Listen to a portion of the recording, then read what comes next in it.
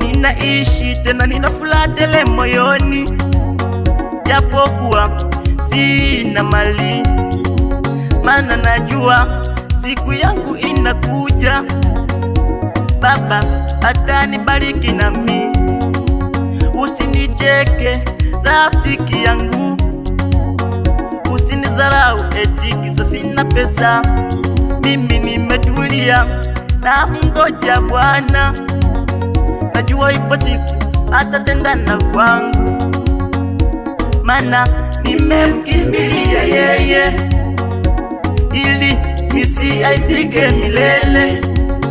Kwa haki yake najua naelewa, ipo siku atanisaidia. Majira yangu yakifika, na mimi nitaenda benki na kigali changu nikaweke vipesa. Nimetulia na mngoja Bwana, najua ipo siku atanibarikia nami. Imani yangu inaniambia sitoaibika milele. Mimi najua sitoaibika milele. Naelewa sitoaibika milele. Namwamini Baba, majira yangu yakifika najua atanibariki nami. Imani yangu inaniambia sitoaibika milele. Mimi najua sitoaibika milele. Naelewa sitoaibika milele. Namwamini Mungu, majira yangu yakifika najua atanibariki nami.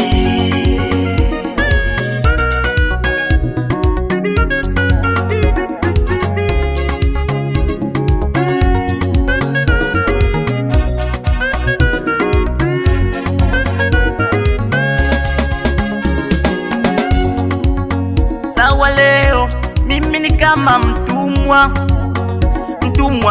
kwenye nyumba ya Potifa, lakini kesho nami ni wa viwango vya juu. Sawa, leo ni kama Yefta, alionekana asiyefaa kwa ndugu zake, lakini baadaye alionekana mwenye kufaa sana. Aliyegawa maji ya bahari ya Shamu, Israeli wakapita katikati yake. Namwamini atatenda na kwangu.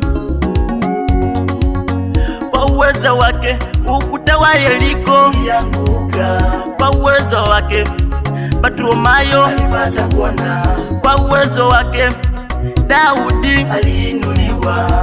Namwamini, imani yangu inaniambia sitoaibika milele. Mimi najua sitoaibika milele. Naelewa sitoaibika milele. Namwamini Baba, majira yangu yakifika najua atanibariki nami. Imani yangu inaniambia sitoaibika milele. Mimi najua sitoaibika milele. Naelewa sitoaibika milele. Namwamini Baba, majira yangu yakifika najua atanibariki nami.